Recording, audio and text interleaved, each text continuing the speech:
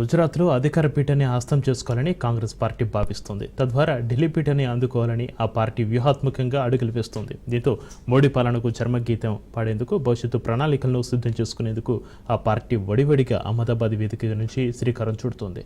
దేశవ్యాప్తంగా కులగణన జరగాలని, దీనిపై పార్లమెంట్లో బిల్లు తేవాలని రాహుల్ గాంధీ అన్నారు. ఇందుకు సంబంధించిన బిల్లు పార్లమెంట్లో ప్రవేశపెడితే వెంటనే తమ ఆమోదం తెలుపుతామని చెప్పారు. మతాల మధ్య ప్రధాని మోడీ చిచ్చు పెడుతున్నారని, గాంధీ విధానాలకు వ్యతిరేకంగా పనిచేస్తున్నారంటూ అహ్మదాబాద్ వేదికగా జరుగుతున్న ఏఐసీసీ ప్లీనరీ సమావేశంలో సీఎం రేవంత్ రెడ్డి ఆగ్రహం వ్యక్తం చేశారు. గాడ్సే సిద్ధాంతాన్ని మోడీ ప్రోత్సహిస్తున్నారని, ఎట్టి పరిస్థితుల్లోనూ తెలంగాణలో బీజేపీని అడుగుపెట్టనివ్వమంటూ రేవంత్ రెడ్డి వ్యాఖ్యానించారు.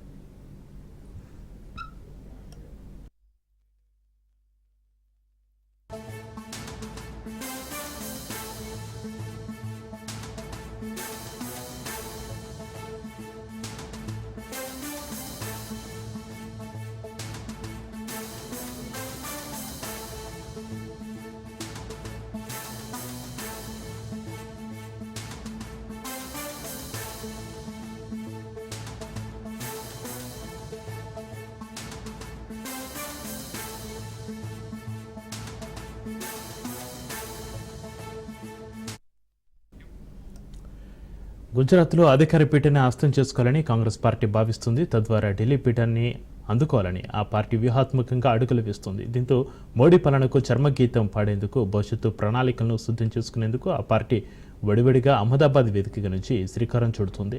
దేశవ్యాప్తంగా కులగణన జరగాలని, దీనిపై పార్లమెంట్లో బిల్లు తేవాలని రాహుల్ గాంధీ అన్నారు. ఇందుకు సంబంధించిన బిల్లు పార్లమెంట్లో ప్రవేశపెడితే వెంటనే తాము ఆమోదం తెలుపుతామని చెప్పారు. మతాల మధ్య ప్రధాని మోడీ చిచ్చు పెడుతున్నారని, గాంధీ విధానాలకు వ్యతిరేకంగా పనిచేస్తున్నారంటూ అహ్మదాబాద్ వేదికగా జరుగుతున్న ఏఐసీసీ ప్లీనరీ సమావేశంలో సీఎం రేవంత్ ఆగ్రహం వ్యక్తం చేశారు. గాడ్సే సిద్ధాంతాన్ని మోడీ ప్రోత్సహిస్తున్నారని, ఎట్టి పరిస్థితుల్లోనూ తెలంగాణలో బీజేపీని అడుగు పెట్టనివ్వమంటూ రేవంత్ రెడ్డి వ్యాఖ్యానించారు.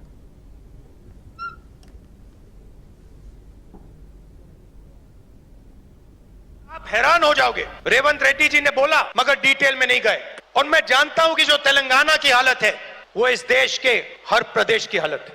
तेलंगाना में 90% आबादी ओबीसी, अति पिछड़ा, दलित, अति दलित, माइनॉरिटी, आदिवासी। तेलंगाना का कॉर्पोरेट सेक्टर देखिए, मालिकों की लिस्ट, सीईओ की लिस्ट, सीनियर मैनेजमेंट की लिस्ट, 90% में से आपको एक व्यक्ति नहीं मिलेगा।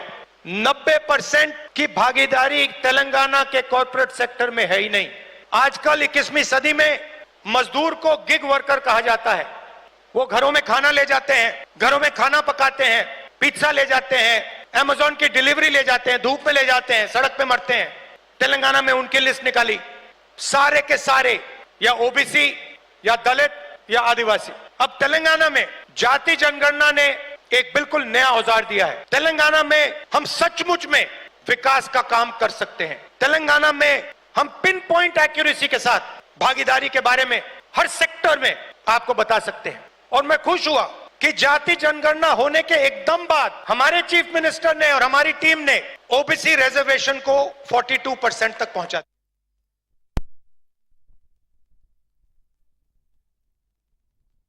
गांधी परिवार है जो लोग राहुल जी के साथ जोड़कर मोदी के खिलाफ लड़ाई करने के लिए तैयारी करना, हम लोग गांधी जी वारिस बनकर मोदी जी और गाडसे परिवार को हराना है देश में। इसलिए किसानों के लिए, युवताओं के लिए, महिलाओं के लिए हमारा सोचधारा CWC में जो चर्चा हुई है 2 दिन से, यहाँ से हम उम्मीद लेकर, सुझाव लेकर हम वापस जा रहे हैं। तेलंगाना में भारतीय जनता पार्टी को कदम नहीं रखने देंगे। गुजराती जनता को परिवार रिश्ता है वल्लभ भाई पटेल जी से, मगर तेलंगाना 4 करोड़ जनता को दिल का रिश्ता है वल्लभ भाई पटेल से। हमको जो आजादी दिलाया वो वल्लभ भाई पटेल जी ने। आज वल्लभ भाई पटेल जी के जो धरती से सोनिया जी के नेतृत्व में हम लोग भारतीय जनता पार्टी को तेलंगाना में कदम रखने नहीं देंगे। भारतीय जनता पार्टी को हम रोकेंगे तेलंगाना में, उन लोगों को माफ नहीं करने वाले हैं। आजादी मिलने के बाद गाडसे के परिवार गांधी जी को 6 महीने भी बर्दाश्त नहीं किए। आजादी मिलते ही गाडसे परिवार ने, मोदी जी परिवार ने गांधी के ऊपर गोली चलाए, गांधी के हत्या किए। अंग्रेजों से भी ये बीजेपी वाले बहुत खतरे के लोग हैं, इसीलिए अंग्रेजी वालों को जैसा भगाया इस देश से बीजेपी को भी वैसे ही हराना है। हम लोग सब मिलकर राहुल जी के नेतृत्व में मोदी के खिलाफ आने वाले दिनों में हम सब मिलकर मोदी के खिलाफ लड़ने के लिए तैयार हो जाना है। కేసీఆర్ వేసిన ఆర్థిక పునాదులను కాంగ్రెస్ సర్కారు ధ్వంసం చేస్తుందని కేటీఆర్ మండిపడ్డారు. సన్నాసి ఢిల్లీ పార్టీలను నమ్మితే తెలంగాణ బతుకు సున్నా అని మరోసారి రుజువు చేశారన్నారు. తెలివిలేని దద్దమ్మను గద్దెనెక్కిస్తారు, కొట్లాడి తెచ్చుకున్న రాష్ట్రాన్ని ఆగం చేస్తారు, కోట్లాది మంది జీవితాలతో చెలగాటమాడతారని కాంగ్రెస్ పార్టీపై నిప్పులు చెరిగారు కేటీఆర్. కాంగ్రెస్పై బీఆర్ఎస్ ట్రబుల్ షూటర్ మాజీ మంత్రి హరీష్ రావు ఫైరయ్యారు. కేసీఆర్ది సాగు భాష అయితే రేవంత్ రెడ్డిది చావు భాష అంటూ సెటర్లు వేశారు. రాష్ట్రమంతా కేసీఆర్ వైపు చూస్తుందని, ఏడాది పాలనలో ప్రజలకు పాలేవో నీళ్ళేవో అర్థమైపోయిందన్నారు. రేవంత్ రెడ్డివి మాటలు తప్ప చేతులు లేవు అన్నది ప్రజలకు అర్థమైపోయిందన్నారు హరీష్ రావు. హెచ్ఎస్సీ విద్యార్థులపై అక్రమ కేసులు పెట్టినందుకు రాష్ట్ర హోంమంత్రిగా ముఖ్యమంత్రిగా రేవంత్ రెడ్డి క్షమాపణ చెప్పాలని డిమాండ్ చేశారు. మొన్న బీసీల ధర్నా అని ఢిల్లీకి పోయిండు, ధర్నా పెట్టిండు. ధర్నాకు రేవంత్ రెడ్డి ఏం చెప్పిండు? నేను రాహుల్ గాంధీని తోలుకొత్తా, ప్రధానమంత్రిని ఒప్పిస్తా, పార్లమెంట్లో బిల్లు పాస్ చేపిస్తా అని మాట్లాడిండు. కానీ ఢిల్లీ దాకా పోయినాక అర్థమైంది ఏంది? ఈయన పిలిస్తే రాహుల్ గాంధీ రాలే. ఈయన ధర్నా పెడితే ఈయన పార్టీ నాయకుడు రాహుల్ గాంధీ ఢిల్లీలో ఉండి ధర్నాకు రాలే, అపాయింట్మెంట్ కూడా ఇయ్యలే ఈయనకు. లాస్ట్కి ఈయన వాపస్ వచ్చిండు. ఈయన వచ్చినాక తెల్లారి మాత్రం మిగతా పిసిసి అధ్యక్షుడు, ఉప ముఖ్యమంత్రిని అందరినీ పిలిచి సోనియా గాంధీ ఫోటోలు దిగింది, రాహుల్ గాంధీ ఫోటోలు దిగింది. రేవంత్ రెడ్డికి మాత్రం తలుపులు బంద్ పెడుతున్నారు. ఈయన కలుతలేదు. రేవంత్ రెడ్డి పాలన సగం సగం ఆగమాగం, ఏది చూసినా సగం సగం, అంతా ఆగమాగం. దేవుని మీద ఒట్లు పెట్టి దేవుణ్ణి మోసం చేసిన ముఖ్యమంత్రి ప్రజల్ని మోసం చేయడా? దేవుణ్ణి మోసం చేసిన చరిత్ర ఎవరికన్నా ఉన్నది భారతదేశంలో అంటే అదొక రేవంత్ రెడ్డికి మాత్రమే ఉంటుంది. ఇట్లా ఇలా ఆగమాగం అయిపోయింది. రియల్ ఎస్టేట్ బేరం పటాన్ చెరువులో 3 పువ్వులు 6 కాయలు ఉండే, అంత ఆగమైపోయింది. కేసీఆర్ 10 ఏళ్ళు ఉంటే పెరుగుడే పెరుగుడు, పెరుగుడే పెరుగుడు. రేవంత్ రెడ్డి వస్తే దిగుడే దిగుడు, దిగుడే దిగుడు అయిపోయింది. బంగారు పల్లెంలో పెట్టి అద్భుతమైన ప్రగతితో తెలంగాణని చేతిలో పెట్టిండు కదా కేసీఆర్. నువ్వు ఇవాళ మొత్తం తెలంగాణను ఆగం పట్టిస్తున్నావు. రేవంత్ రెడ్డి అన్ని మాటలే తప్ప చేతలు లేవు అని ఇలా కుల్లా అర్థమైపోయింది. ఏం చెప్పిండు ఆ రోజు? చెప్పింది ఒక్కటన్నా అమలవుతుందా? మేము రాగానే ఎల్ఆర్ఎస్ ఫ్రీగా చేస్తాము, కేసీఆర్ గారు డబ్బులు లాగుతుండు అన్నాడు. ఇప్పుడు ఏం చేస్తుండు? ఎల్ఆర్ఎస్ ముక్కు విండి ఇలా పేద ప్రజల దగ్గర ఎల్ఆర్ఎస్ డబ్బులు వసూలు చేస్తుండు. ఆ రోజు ఏమన్నాడు? మేము వస్తే ఫార్మాసిటీ భూములన్నీ రైతులకు వాపస్ ఇస్తా అన్నాడు. ఇవాళ ఏమంటుండు? లేలే కేసీఆర్ 14,000 తీసుకున్నాడు, నేను ఇంకా 16,000 తీసుకుంటా అంటుండు. అంతా ఉల్టా. రైతు బంధు ఇవో కేసీఆర్ 10,000 ఇస్తుండు, నేను రాగానే 15,000 ఇస్తా అన్నాడు. ఏమైపోయింది? కొండ నాలుగకు మందేస్తే ఉన్న 4 ఉడకపోయిందట. 15,000 కాదు కదా, 10,000 కూడా దిక్కులేవు కదా. కొన్ని పనులు హైదరాబాద్లో చూస్తే మాత్రం కనబడ్డాయి. కేసీఆర్ కట్టిన ఫ్లైఓవర్లకు రంగులు మాత్రమే ఎత్తుండప్ప రేవంత్ రెడ్డి. ఈ మధ్య మీరు హైదరాబాద్ చూడండి, ఫ్లైఓవర్లకు కొన్ని బొమ్మలు ఎత్తురు అంతే. ఇక బొమ్మలు చూసి రేవంత్ రెడ్డి కట్టిండు అనుకోవాలి. కట్టింది కేసీఆర్, బొమ్మలు వేసింది రేవంత్ రెడ్డి.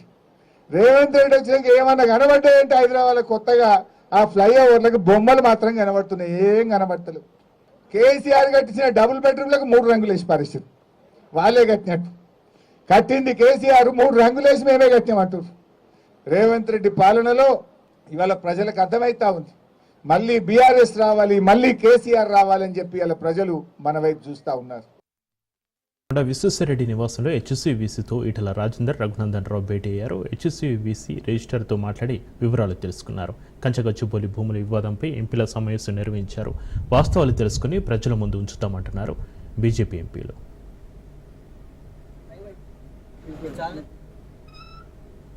400 ఎకరాలు ఇవ్వడాన్ని హైకోర్టు తప్పుపట్టింది. హైకోర్టు వెనక్కియమన్నది. వెనక్కంటే ఆ భూములు ఎవరి? ఆ భూములు 2324 ఎకరాలకు సంబంధించినటువంటి భూములు, అంటే సెంట్రల్ యూనివర్సిటీ భూములు. ఆ 400 ఎకరాలు మీరు ఇచ్చిందే అంటే భూమి ఎవరిది అవుతుంది? సెంట్రల్ యూనివర్సిటీది అవుతుంది. 2185 ఎకరాలు 2012వ సంవత్సరంలో ఉమ్మడి ఆంధ్రప్రదేశ్ లో రంగారెడ్డి జిల్లా కలెక్టర్ ఏ భూములు అయితే సెంట్రల్ యూనివర్సిటీ భూములు అని రాసిండో అవి సెంట్రల్ యూనివర్సిటీకి ఇచ్చేస్తే పంచాయతీ అయిపోతుంది. ఇక నిన్న మన కొందరు శుద్ధ పూసలు మాట్లాడుతారు, మేమే కాపాడిన భూములను మా నాయననే కొట్లాడిండని. అసలు తప్పు వాళ్ళు చేసారు. ఈ భూములు 2185 ఎకరాల భూములు ఏవైతే ఉన్నాయో ఆ భూముల్ని సెంట్రల్ యూనివర్సిటీ పేరు మీద ఎలిమినేట్ చేయమని చెప్పారు.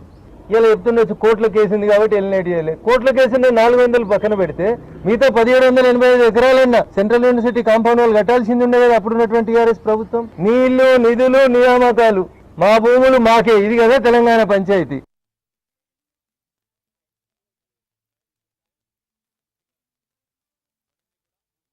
అవుతుంది, ఒక వైలెన్స్ అవుతుంది, ఇదంతా ఒక పొలిటికల్ స్టేట్మెంట్ అవుతుందని ఇక్కడనే అన్ని పేపర్స్ వాళ్ళన్ని పెద్ద కట్ట లీగల్ డాక్యుమెంట్స్ అన్ని కూడా తీసుకొచ్చిండు. ఇంతకు ముందున్న ప్రభుత్వాలు ఏం చేసినాయి, అంతకు ముందున్న ప్రభుత్వాలు ఏం చేసినాయి. వాస్తవంగా ఇది కాంగ్రెస్ ప్రభుత్వం ఉన్నట్టు మీరు అందరికి తెలుసు.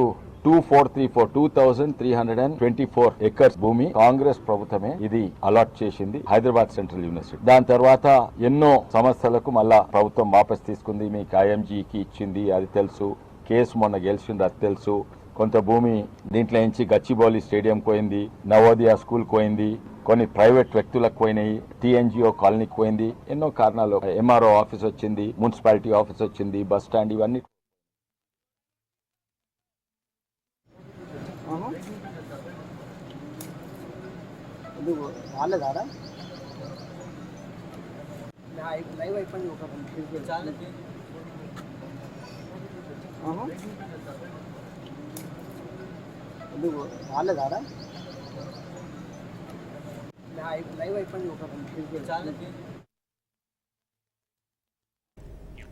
హైదరాబాద్ నగరంలోని కంచె గచ్చిబౌలి భూముల వివాదంపై గచ్చిబౌలి పోలీస్ స్టేషన్లో విచారణకు బీఆర్ఎస్ నేత మన్నే క్రిషాంక్, కొనతం దిలీప్ హాజరయ్యారు.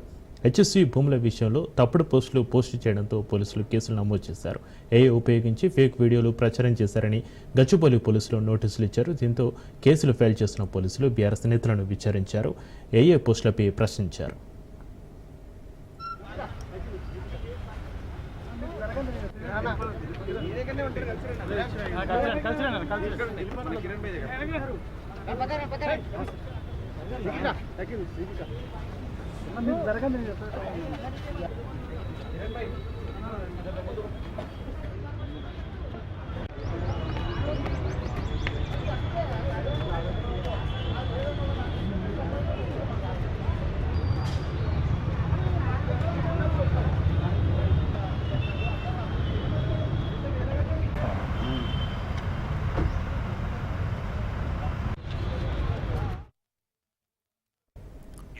తెలంగాణలో సంచలనం సృష్టించిన ఫోన్ ట్యాపింగ్ కేసులో కీలక పరిణామం చోటు చేసుకుంది. కీలక సూత్రధారి మాజీ ఐపీఎస్ అధికారి ప్రభాకర్ రావుకి కేంద్రం బిగ్ షాక్ ఇచ్చింది. ప్రభాకర్ రావు పాస్పోర్టు రద్దు చేస్తూ కేంద్రం నిర్ణయం తీసుకుంది. ప్రభాకర్ రావు పాస్పోర్టు రద్దు అయినట్లు సిటీ పోలీసుకి కేంద్ర సర్కార్ నుంచి సమాచారం వచ్చినట్లుగా తెలుస్తోంది. కాగా ఇప్పటికే రెడ్ కార్నర్ నోటీసు ప్రక్రియ మొదలైనట్లు సిటీ పోలీసుకి సిబిఐ అధికారులు సమాచారం ఇచ్చారు. అయితే వైద్య చికిత్స కోసం అమెరికాకు వెళ్లి అక్కడే ప్రభాకర్ రావు ఉండిపోయారు.